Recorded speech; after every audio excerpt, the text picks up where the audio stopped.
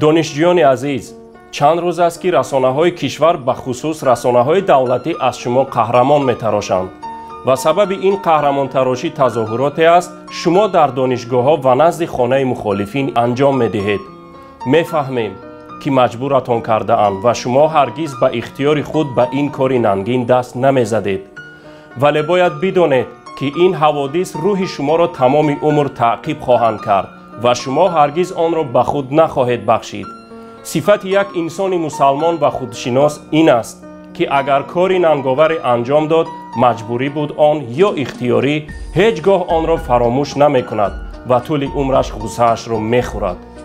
اینکه امروز خدمات مطبوعاتی رژیم جنایتکار امام علی رحمان از شما قهرمان می تراشد و وصفتان می کند، تنها به آن خاطر است که برای بقای حکومتش استفاده اتان می کند و خواهد کرد.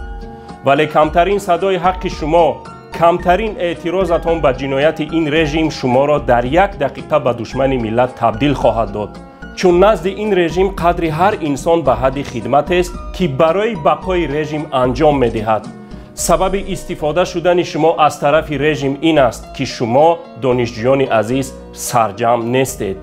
ما می دانیم که شما بیدارید، حقیقت را می دانید، دلتان می خواهد برای پیروزی حق بر باطل مبارزه کنید،